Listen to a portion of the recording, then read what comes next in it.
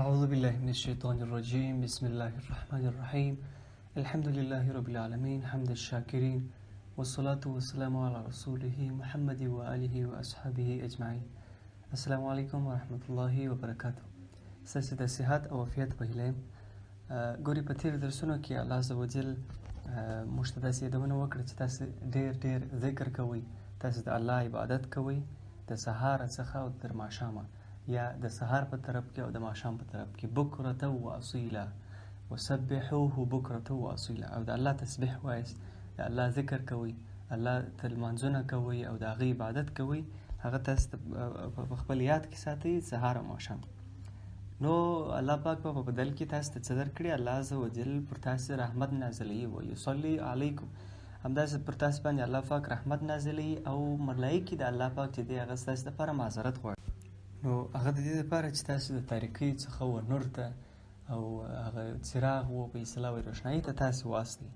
نو دغه سبب باندې الله عزوجل پر تاسو باندې رحمت نازلوي، ملایکې به ستاسو دپاره مغفرت و په اصطلاح وایي بخښنه غواړي. نو هغه په دې سبب چې تاسو تاریکۍ څخه وباسئ. او الله پاک پر مؤمنانو باندې تر ټولو رحم کوونکی او مهربانه ذات دی. پر مؤمنانو لپاره الله پاک د مور پلار څخه زیات مهربانه دی. بیا نو هغه تر ټولو سپېڅلی څه هم یادوي د جنت کې، وایي هغه ورځ چې بیا د خیر سره موږ تاسو سره وینو، الله عزوجل د مؤمنانو ته خطاب کوي یوم یلقونه، کله چې تحیتهم یوم یلقونه سلام، د دوی هغه تحیتهم د دوی هغه اولنۍ خبرې چې کومه ورځ باندې دوی سره ویني الله عزوجل او موږ مؤمنان چې په کومه ورځ باندې سره وینو، زموږ هغه اولنۍ کلام به سلام، موږ به سلام وایو. نو دغه لوی فضل هم الله عزوجل یادوي. بیا رسول الله صلی الله علیه وسلم ته الله پاک وایي د الله نبي ته مشاهد ګرځولی یې پر دغو خلکو باندې چې ما ته رښتیا ورلوستلی یې، او ته مبشر ورګرځولی یې، زیری ورکوونکی، هغه کس چې هغه پر نعمتونو او پر شوالي باندې زیری خلکو ته ورکوي، او ته منذر ګرځولی یې، بیرونکی د کافرانو او د مؤمنانو دغه عذابونو څخه. ته مبشر ګرځولی یې، شاهد مو ګرځولی یې، نذیر مو ګرځولی یې، او داعی او یو دعوت کوونکی مو د دې دپاره مو ان ارسلناک موږ استولی یې، مبشر، شاهد، نذیر، داعی، او ته یې سراج منیرا، یو څراغ یې منیرا نور ورکوونکی یا نورانی چې هغه نور ته نور ورکوي. نو تاسې زیری ورکوي، مبشره ای د الله، مبشره ای د الله زیری ورکوونکی. نو مؤمنانو ته زیری ورکړي چې ډېر لوی فضل، ډېر لوی برکت او ډېر لوی نعمتونه الله پاک د دوی دپاره ساتلي دي. الله پاک په دربار کې سته، او د کافرانو منافقینو اطاعت مه کوه او ازار یې دفع کوه په دې سره چې د هغوی په اصطلاح وایي انتقام ورڅخه واخلي او د هغوی دفاع وکړي په هغه طریقه سره چې په هغه کې ستا مصلحت وګټي، او په الله توکل وکړه. یعنی که د کفارو او منافقینو په هیڅ صورت کې اطاعت مه کوئ، ولې الله پاک تر ټولو کافي ذات دی، چې هغه هم الله پاک وایي الله تر ټولو کافي ذات دی، تاسې د هغوی اطاعت مه کوئ. نو دغه د تېرې ورځې هغه لنډه خلاصه وه. اوس به راسو په نوي درس کې الله عزوجل ګوري په هغه مخکیني ایتونو کې چې د حضرت زینب رضی الله تعالی عنها د طلاق موضوع بیان سوله، دلته الله پاک د نورو مؤمنانو د طلاق په اړه باندې هغه لارښوونه کوي او ځینې هغه د فامیلي حقوقو یا په اصطلاح د فامیلي اصولو په اړه باندې کوم چې خصوصا د طلاق مربوط دي هغه بحث کوي. الله پاک په دغه 49 آیات کې د سورة الاحزاب فرمایي یا ایها الذین آمنوا، هغه کسانو چې تاسې ایمان راوړی دی، اذا نکحتم، کله چې تاسې په نکاح کړلې المؤمنات د مؤمنانې ښځې، ثم طلقتموهن، بیا مو طلاق کړلې، یعنی من قبل ان تمسوهن، مخکې له دې چې تاسې هغوی مسه کوي یا په اصطلاح وایي هغه د دوی سره کوم جماعت یا صحیح خلوت څخه مخکې که چیرې تاسو دوی نکاح وکړي. یعنی هدف د دې څخه دا دی یا ایها الذین آمنوا، هغه کسانو چې تاسې ایمان راوړی دی، نو ای مؤمنانو کله چې تاسې کومې ښځې په نکاح کړلې او بیا مو طلاق ورکړئ د هغه جماع او د صحیح خلوت څخه مخکې، یعنی د دغو دوو څخه مخکې چې جماع خو نو هغه یو ځایوالی دی د دوی، او صحیح خلوت په فقهي کتابونو کې په داسې ډول سره تعریف شوی دی چې دغه دوه کسان کوم چې تزویج شوي یې، واده شوي یې، او په یو کور کې یا په یو داسې ځای کې چې هغه د خلکو د لیدنې څخه لیرې په یو پنهان ځای کې دوی یو ځای اوسېدل وکړي، بې له دې چې داسې اوسېدل نه، خو چې یو وارې دوی وخت سره تېر کړي، بې له دې چې کوم هغه خصوصي کړنه کوم چې اجماع ده هغه رامنځته سي، یعنې خلوت صحیحه په داسې ډول دی چې هلته دغه خصوصي کړنه ترسره نه سي، ولې دوی خلوت سره وکړي، یعنې د نارینه او ښځینه دواړه یو نفر سي په یوه ځای کې، نو هم دغه حکم دغه د راځي. یا ایها الذین آمنوا اذا نکحتم المؤمنات، ای کسان چې تاسې ایمان راوړی دي، کله چې تاسې په نکاح کړلې دغه مؤمناتې، ثم طلقتموهن، بیا مو طلاق یې کړلې، من قبل ان تمسوهن، مخکې له دې چې تاسې هغوی مسه کړئ. مسه نو هغه صحیح خلوت کوم چې ما تعریف کړي درته، هغه هم پکې راځي چې هغه دغه خلوت دی د دوی دوه یوازېوالی دی په یو پنهان ځای کې وروسته د نکاح، او بل هغه جماع ده کوم چې خصوصي کړنه ده، یعنې د دغو دواړو کارو څخه مخکې تاسې هغوی طلاق کړلې، نو چیش نسته، فما لکم، نو نسته ستاسې لپاره علیهن پر دوی باندې، من عدتن، د عدې یا د هغه معلوم شمېر ورځو تعتدونها، کوم چې دوی به یې تېروي. یعنې دلته الله پاک فرمایي چې کسانو چې تاسې ایمان راوړي دي، کله چې تاسې مؤمنانې په نکاح کړلې بیا مو طلاق کړلې، مخکې له دې چې تاسې د هغه جماع او د خصوصي کړنه ترسره سي، نو فما لکم علیهن، نو پر دوی باندې نسته دغه عدت تېرول، کوم چې هغه د طلاق عدت درې دورې دغه د دوی حیض دی، او د مرګ د خاوند هغه 4 میاشتې او 10 ورځې دی د دوی عدت. عدت په دا معنی چې د عدت معنی شمیرل سوی عدد، نو دغه کوم شمیرل سوی او کوم وخت دی دغه شمیرل سوی عدد، دا په دغو دوه صورتو کې تیریږي، یا دغه وخت په دې سبب دی چې هغه کوم هغه د حملو یا کوم د دوی په اصطلاح د کوم امیدواري کوم احتمال ستا په دغه وخت کې به ښکاره سي، نو بیا به معلوم سي چې دا کم کس چې پیدا کېږي دا په چا پورې اړه لري، نو په دې سبب باندې دغه عدت هم الله عز وجل لازم کړی دی. ولې دا کسانو چې دلته ترسره سوی دغه خصوصي کړنه نه ده ترسره سوې، نو بیا پر دوی باندې کوم عده او کوم وخت تېرول هم نه دی لازم. نو بیا الله پاک فرمایي فمتعوهن، نو تاسې په اصطلاح دلته هغه د دوی د اکرام په د عزت په اړه هم د ښځو کوم چې طلاق کېږي د هغو په اړه هم الله پاک فرمایي چې د دوی اکرام او د دوی عزت پر تاسې باندې واجب دی. فمتعوهن، دوی ته یو څه متعه او په اصطلاح فایده ورکړي، یعنی دوی یو څه خوشحاله کړي په یو څه مال یا په هغه په اصطلاح د دوی هغه د ماتوالي او هغه مشکل چې رامنځته سوی چې هغه به پر سپک سي. فمتعوهن، نو دوی ته یو څه متاع او یو څه مال ورکړي، یا د دوی یو څه په اصطلاح عزت وکړي، او دوی ته یو څه خوښي ورکړي. وسرحوهن سراحا جمیلا، او صراحت یا سریحوهن، نو دوی ایله کړي، دوی پرېږدي سراحا جمیلا، په پرېښولو سره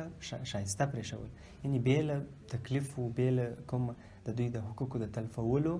او په ډېر ښایسته ډول سره چې د ابو حیان هم داسې فرمایي چې د سراحا جمیلا دا معنا چې په ښه کلمه او ښه وینا باندې هغوی رخصت کړي. بیا الله پاک فرمایي یا ایها النبي انا احللنا لك ازواجك اللاتي اتيت اجورهن، یا ایها النبي، ای د الله نبی، خصوصا د په اړه باندې ځینې احکام راځي. انا په تحقیق سره احللنا، موږ حلال کړي دي لکه تا لره ازواجک ستا مېرمنې اللاتي هغه اتیت کوم چې تا ورکړي دي اجورهن، د دوی هغه اجورې او د دوی هغه مهرونه. الله پاک دلته فرمایي چې کومو ازواج مطهرو ته چې تا خپل هغه مهرونه او اجورې ورکړي دي، هغوی الله پاک تاسو ته حلال کړي دي. بله کټګوري هغه څوک چې تا ته حلال سوي دي او مملکت کوم چې تاسو ته یې مالک سوی یې، مینو که د دوی راسته لاسونه، مما په هغه څه سره افاء چې ګرځولي چې الله پاک علیکه تا لره، یعنې هغه منځ کوم چې د هغه په فتح او نصرت په وخت کې لاسته راغلی دي، نو الله پاک هغه هم تا ته ګرځولی دي. وبنات اولونی عمک، ستا د اکا، وبنات عماتک، او ستاسې د عمه لونې، وبنات خالک، او ستا د ماما لونې، وبنات خالاتک، او ستاسې د خاله لونې اللاتي هغه هجرنه کوم چې هجرت کړي دي معاک ستاسو سره، و همداسې و امرأتنا، او هغه مؤمنه، او امرأة مؤمنة، او هغه مؤمنه ښځه، ان وهبت کوم کچیرې وهبت یعنی ځان وبخښي یا په اصطلاح هبه کړي بې له دې چې کوم مهر واخلي نفسه خپل نفس لنبي و نبي ته د الله، یعنی احللنا الله عز وجل و د الله رسول ته ما ملکت ایمانهم هغه منځیانې حلالې کړي دي کوم چې په جنګ کې نیول کېږي، او همداسې الله رسول ته هغه کوم چې الله رسول یې مهرونه ورکړي دي، او هغه مؤمنې ښځې کوم چې په خپل رضا او خوښۍ باندې بېله دي چې د رسول الله صلی الله علیه وسلم څخه کوم مهر غواړي نکاح وکړي، نو هغه هم الله عز وجل هغو ته حلالې کړي دي. بیا نو الله پاک وایي ان اراد النبي یستنکحها که چیرې د الله عز وجل رسول غوښتنه یا په اصطلاح وایي اراده یې وکړله یا یې خوښه شوه چې د هغې سره نکاح وکړي بې له مهر څخه خالصة لک من دون المؤمنین، یعنی دغه حکم چې دی خالص جایز دی بې له مؤمنانو څخه د الله رسول دپاره. ګورئ د مؤمنانو نارینهو دپاره هېڅ جایز نه ده چې بې له مهر څخه سره د یو ښځې سره واده وکړي، یعنی مهر ضرور دی. یعنی حال دا که چیرې دوی بیخي هېڅ مهر ټاکلی نه وي او نو یې مخکې ویلي نه یې وروسته د نکاح په جریان کې ووایي، نو وروسته د نکاح څخه بیا مهر مثل چې ورته وایي په فقه کتابو کې دا بحث راځي مهر مثل، چې هغه په عرفي ډول سره چې د دوی په خاندان کې څومره مهر شته په هغومره اندازه باندې به مهر ورکوي، یعنی بې له مهر څخه بې د الله نبي څخه بل څوک نکاح نشي کولی. دلته د مختلفو اقوامو ښځې چې رسول الله صلی الله علیه وسلم ته راتللې او نکاح غوښتنه به یې کوله، کوم چې دوی به د ډېر عمر وي او غوښتنه به یې د نکاح کوله د رسول الله صلی الله علیه وسلم چې دا 8 مکملې کونډیانې وې. رسول الله صلی الله علیه وسلم په 25 کلنۍ کې کوم چې یعنی هغه وخت چې د په اصطلاح د ځوانۍ وخت یا اگر سره تر 25 کلنۍ څخه مخکې د 21 دغه وختو کې هغه د ځوانۍ وخت نو رسول الله صلی الله علیه وسلم تر 25 کلنۍ پورې خو د هېڅ ښځې سره واده نه و کړی. 25 کلنۍ کې یې بیا واده وکړي د خدیجة الکبرا رضی الله تعالی عنها سره، کوم چې هغه هم 2 وارې کونډه شوې وه، خو رسول الله صلی الله علیه وسلم تر 53 کلنۍ پورې د دغه ښځې سره پاتې شو. بیا نه د هغه څخه وروسته د هغه تر ټولو نږدې ملګري ابوبکر صدیق رضی الله تعالی عنه خپله لور بیبي عایشه رضی الله تعالی عنها ام المؤمنین بیبي عایشه رضی الله تعالی عنها کوم چې یو د اسلامي شریعت همداسې د احادیثو او د اسلامي شریعت د قواعدو د انتقال لپاره تر ټولو ښه ذریعان شوله، نو دا په نکاح کېږي د رسول الله صلی الله علیه وسلم. همداسې بیا نو د هغو سره 8 کونډې نورې وې چې کوم چې هغوی هم د رسول الله صلی الله علیه وسلم په نکاح کې وې چې ټوله نه ښځې راځي، او دغه خاصوالی یوازې د الله و رسول ته و چې په هغه مربوط باندې موږ کولی شو نورو معلوماتو هم لاسرسی وکړو، چې دلته د وخت کموالي له سبب څخه موږ دغه ټول وجوهات او دلایل نشو ذکر کولی چې ولې نه ښځې د رسول الله صلی الله علیه وسلم سره په نکاح کې وي. ګورې دغه خاصوالی د الله و رسول ته دی، د نور مؤمنان د څلورو څخه اضافه نس کولی او بې له مهر څخه کومې ښځې نسي په نکاح کولی،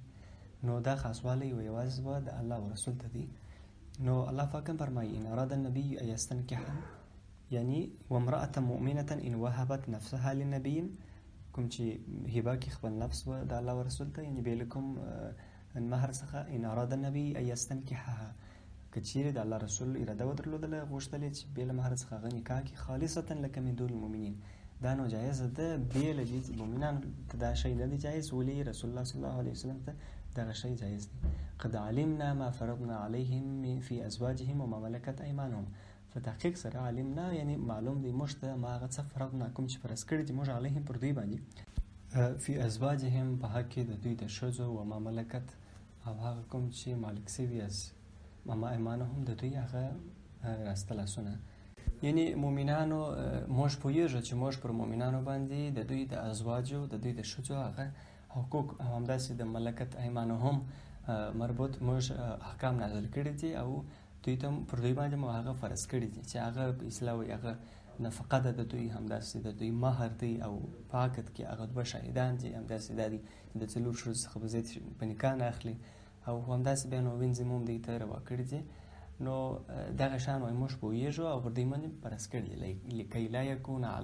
علیک حرج، دې دپاره چې پر تا باندې کوم حرج سختي و کوم څه نه یې وکان الله غفور رحیم، الله عزوجل په رښتیا سره غفور رحیم دی. یعنی د رسول الله صلی الله علیه وسلم په اړه باندې په دې مربوط باندې کوم حرج نشته. ولی الله رسول ته هغه کوم ملکت ایمانهن دی، کوم چې الله عزوجل و رسول و هغو ته مهر ورکړي دي، او کوم چې هجرت ورسره کړي دي، او کوم چې خپل ځانونه هغو ته وهب کړي دي او هبه کړي دي بې له کوم مهر څخه، الله رسول ته دغه ټول جایز دي. نو د ده لپاره کوم حرج نشته، او دا حکم یوازې اختصاصي د الله د رسول لپاره دی. بیا الله پاک فرمایي ترجي من تشاء منهن وتؤوي من الیک من تشاء. ترجي ته په اصطلاح وایي استکوي یا لیرې کوي، یا په اصطلاح وایي نوبت اړوي. من تشاء کوم چې خوښه یې ستا د دوی څخه، منهن د دوی څخه، وتؤوي او نږدې کوي یا راګرځوي الیک و تا لره، معنا کوم چې تشاء چې خوښه یې ستاسې. د دې مربوط بیا هدف دلته دا دی چې کومې ښځې چې ستاسې خوښه یې هغه د ځان سره ساتي، او کوم چې ستاسې نه یې خوښه او ستاسې اراده نه یې، تا ته اختیار دی کوم له دوی څخه چې ته کولی شې چې هغه طلاق کړي. د دغه آیات مربوط مختلف اقوال شته. یو دا دی چې د دوی د هغه وخت تېرولو په اړه باندې دی. ګورئ رسول الله صلی الله علیه وسلم ژوند ډېر هغه د کړاوونو و، په اصطلاح وایي د جهاد و، د سختۍ و، د تکالیفو او د دعوت څخه ډک و.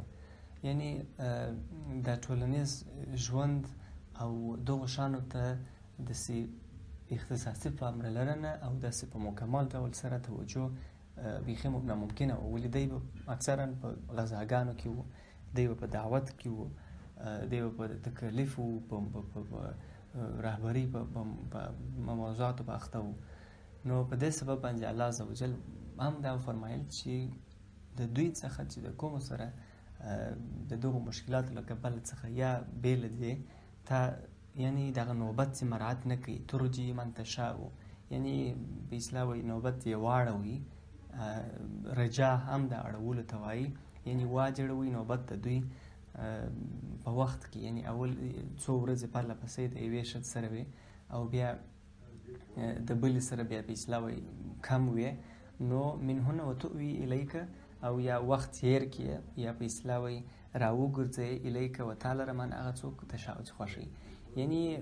په دې کې ستا لپاره مشکل نشته. ولې مشکلاتو دا کړاوونو او تکلیفونو دغه حالت د دې توجه ورکوي کوم چې ته نسې کولی د دوی سره په دغه ډول سره په دغه برخه کې مکمل ډول سره عدالت وکړي. همداسې ابن عباس رضی الله تعالی عنه د دې په اړه باندې دا نقل کړي دي کوم چې وایي ستا اختیار په دې کې ستا چې ته چاته څومره په اصطلاح وایي هغه نفقه او همداسې مال په څومره اندازه باندې ویشي. ترجي من تشاء منهن وتؤوي الیک من تشاء. ومن ابتغیت، او بیا چې وغواړې یا په اصطلاح وایي ستا غوښتنه د دې سي ممن عزلته، یعنی ممن د دوی څخه عزلته چې لیرې کې عزل کې، فلا جناح علیک، نسته ګناه په تاسې باندې. یعنی د دوی څخه که یوه ایسته کې هم پر تا باندې کومه ګناه نشته. ومن ابتغیته که چیرې بیا ته وغواړې ممن عزلته چې تر څو لیرې کړې، فلا جناح علیک، نو نشته پر تا باندې کومه ګناه یا کوم مشکل. ذلک نو هغه څه دی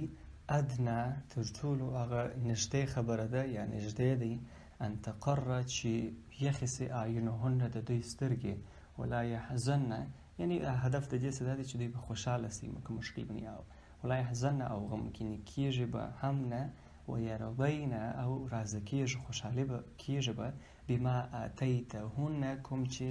د هغه څه کوم چې ته یې ورکوې کلهن